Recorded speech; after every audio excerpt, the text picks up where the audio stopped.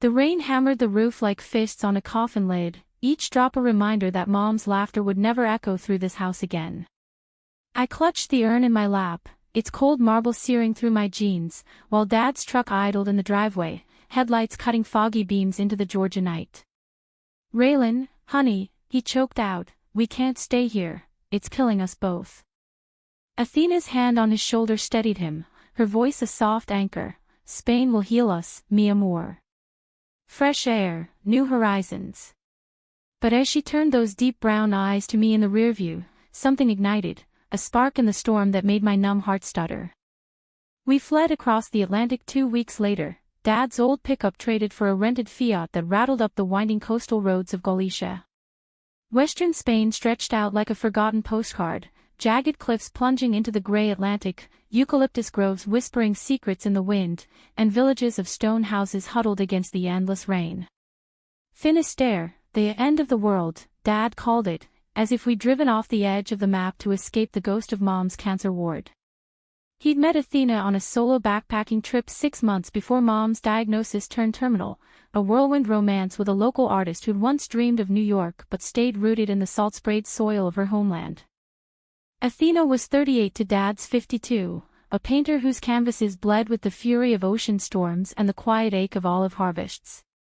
She had that effortless Spanish grace, olive skin glowing under the weak sun, dark waves of hair that caught the light like polished walnut, and hands calloused from brushes and clay, yet gentle enough to coax life from barren sketches. Dad adored her, said she was the color he'd lost after Mom's chemo drained the world gray. Me? I was 22, fresh out of community college with a half-finished graphic design degree and a backpack full of regrets. Mom's death had hollowed me out, left me drifting like kelp in the tide, angry at the universe, at Dad for falling in love while she withered, at myself for not saying goodbye louder. Our new home was a weathered finca on the outskirts of Fisterra, a sprawling stone farmhouse Athena had inherited from her abuela. It smelled of sea brine and fresh lime plaster, with terracotta floors that echoed underfoot and windows framing views of waves that could swallow ships whole. Dad threw himself into renovations, hammering nails like they were nails in the coffin of his old life, while Athena set up her studio in the attic, easels blooming with half-formed seascapes. I wandered the property in a daze, sketching dead-end doodles in my notebook, the wind whipping my auburn curls into a frenzy that matched the chaos inside. That first evening, as the sun dipped blood orange into the horizon, Athena found me on the cliff path behind the house. I was perched on a boulder, staring at the foam-flecked sea, tears blurring the salt spray. "Raylan," she said, her accent wrapping my name like silk, Raylan, soft and rolling. She sat beside me, not too close, offering a thermos of caldo gallego, steaming with potatoes and kale. "Your father says you draw. Show me." I hesitated, then flipped open my sketchbook, stark lines of Mom's hospital bed, her hand skeletal in mine, the beep of monitors reduced to jagged spikes. Athena didn't flinch. Her fingers traced the edges, eyes narrowing in that artist's focus. "This is rage," she murmured. "Beautiful rage. But buried under it, love, no. The kind that carves canyons." Her words cracked something in me, a fissure letting light seep into the dark. For the first time since the funeral, I breathed without the weight of grief crushing my ribs. We talked until the stars pricked the velvet sky, about Mom's obsession with Dolly Parton records, how she'd belt Jolene through chemo fog, about Athena's own losses, her parents swept away in a fishing boat squall when she was 16, leaving her to raise a younger brother on gallery scraps and stubborn dreams. "I paint to remember," she said, "and to forget. You draw to survive. We're not so different, 2yo." Dad called us in for dinner, paella sizzling with shrimp from the local mercado, saffron threads like veins of gold. He beamed at us across the table, oblivious to the current humming between me and his wife. "See? Family sticks together, no matter the ocean." I nodded, forcing a smile, but my gaze kept snagging on Athena's laugh, the way it lit her face like bioluminescence in the deep. Nights blurred into a rhythm, mornings of fog-shrouded walks where Athena taught me the names of wild herbs, Romero for remembrance, Tamilo for courage, her arm brushing mine accidentally on purpose. Afternoons in her studio, me mixing pigments while she layered oils, our silences companionable, broken by stories of her Barcelona art school days, the queer underground scene where she'd first kissed a girl under a gaudy arch, tasting freedom and fear in equal measure. Spain's changing, she'd say, wiping turpentine from her hands, but the old guards still whisper pecado in the churches. I left that behind in the paint. I confessed my own secrets one drizzly hike up to the lighthouse at Cape Finisterre, the wind howling like banshees. Back home, I dated boys to make mom happy. But it felt scripted. Like I was playing a role in someone else's story. Athena stopped, her brown eyes locking on my green ones, the world narrowing to the space between us. And now? What role do you want, Raylan? My heart thundered louder than the surf. One that's real. She reached out, tucked a damp strand behind my ear, her touch lingering like a promise. That night, I lay awake in my room overlooking the garden, the house creaking like it held its breath. Athena's laughter from downstairs mingled with Dad's snores, a reminder of the line we towed, stepdaughter and stepmother, bound by tragedy, tempted by something fiercer. Weeks turned to months, the Galician autumn painting the hills in rust and umber. Dad's construction job at the harbor kept him gone dawn to dusk, leaving the finca a cocoon for Athena and me. We cooked together, her hands guiding mine over empanadas, dough yielding under our palms like confessions. She'd play Joan Baez on the old record player, her voice joining in husky harmony, and I'd sketch her profile against the window, capturing the curve of her jaw, the vulnerability in her half-smile. "You're seeing me," she'd whisper, not pulling away. But guilt gnawed at me, a barnacle on the whole of my awakening. Dad deserved this peace, Mom's shadow still haunted his eyes in quiet moments. And Athena, God, Athena was a force, her canvases selling to tourists in Santiago de Compostela, her brother visiting from Madrid with tales of her wild youth. Yet in stolen glances, I saw her hesitate, her fingers twitching as if to paint over the spark between us. One evening, after a storm that uprooted the eucalyptus border, we cleared debris by lantern light. Mud caked our boots, rain-slick hair plastered to our necks.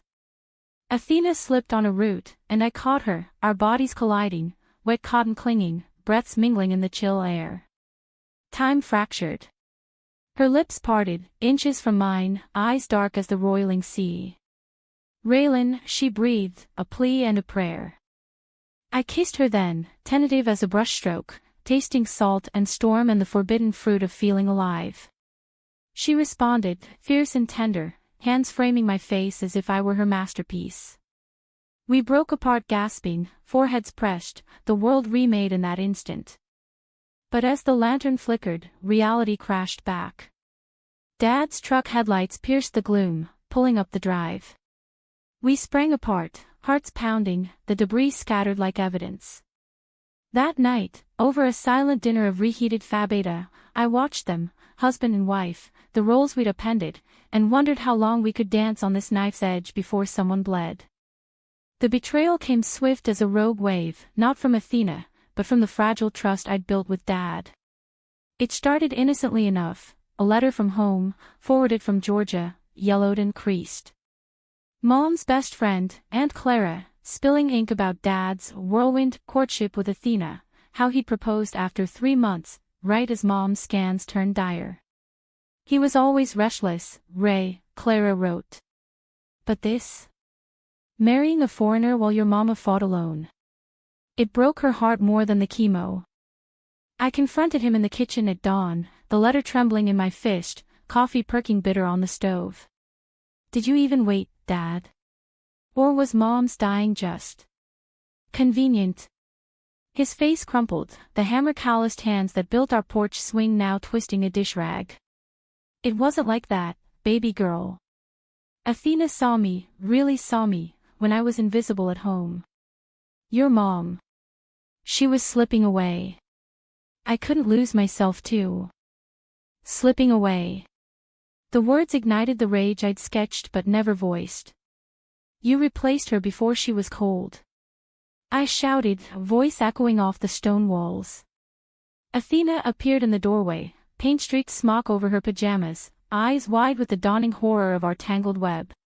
Dad's gaze flicked between us, confusion hardening to suspicion. What's this really about, Raylan? You've been different since Spain, distant, secretive. And you too. He trailed off, the air thickening like pre-storm humidity. Athena stepped forward, voice steady as a lighthouse beam. Tomas, it's not what you think. Raylan's grieving. We're all grieving. But her hand brushed mine under the table, a secret Morse code, and Dad's eyes narrowed. That afternoon, he stormed out to the harbor, muttering about needing space, leaving the finca echoing with unspoken accusations. Athena and I unraveled in the studio, canvases toppling like dominoes of doubt.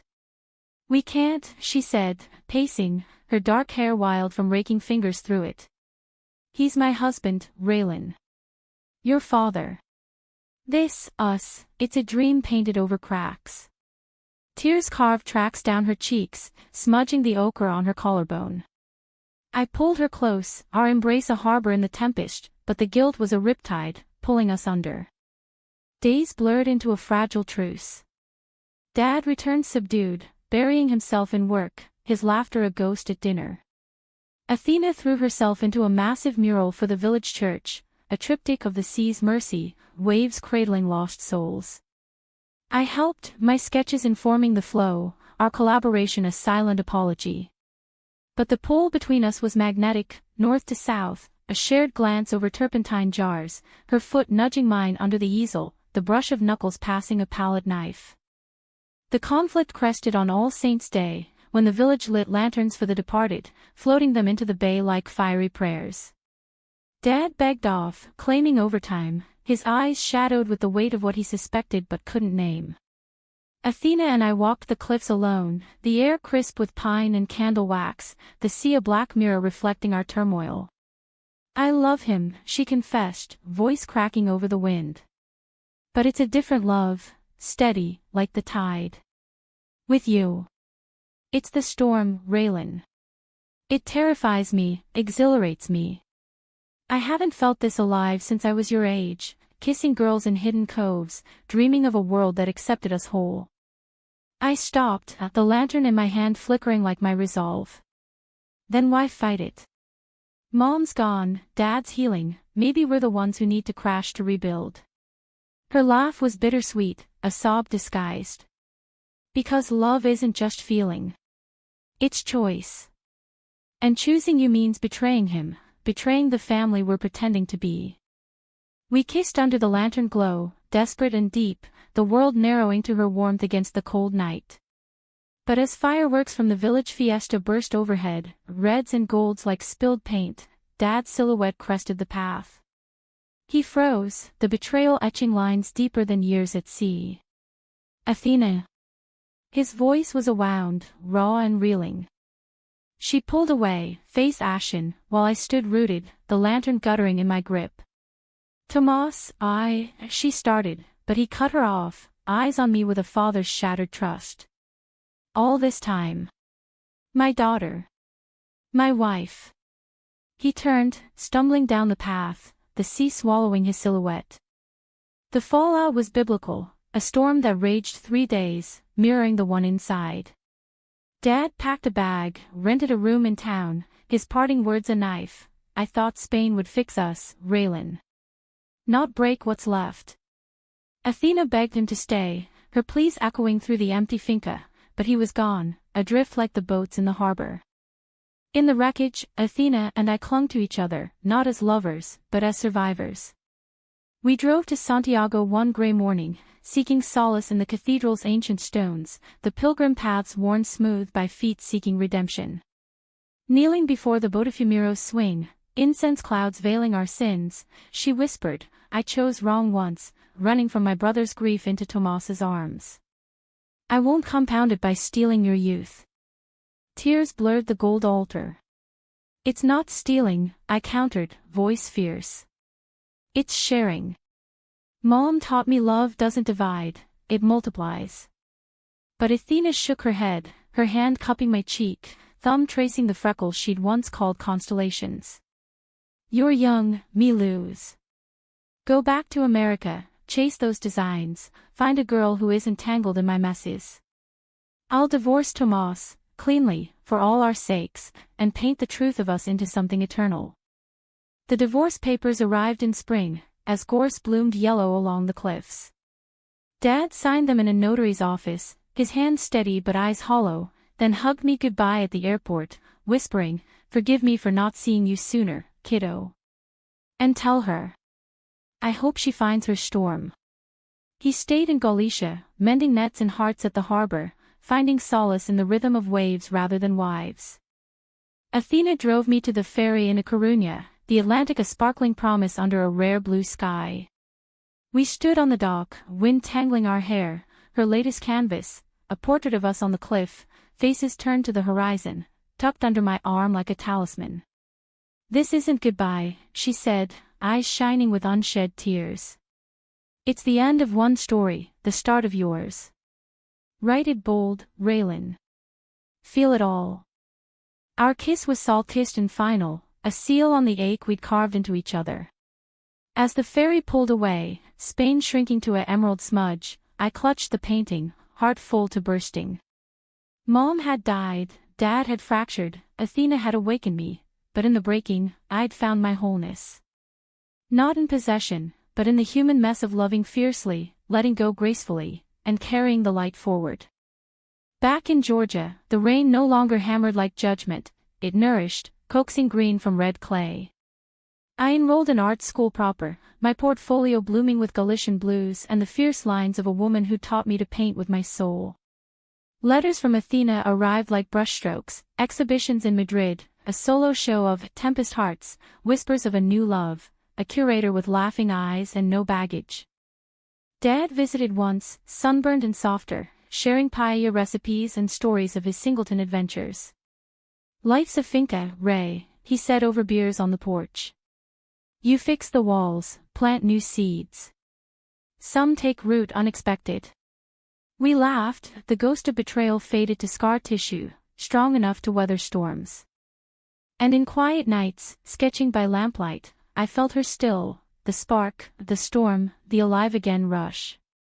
Love, I'd learned, wasn't a canvas to claim, but a sea to sail, vast, unpredictable, eternally calling you home to yourself.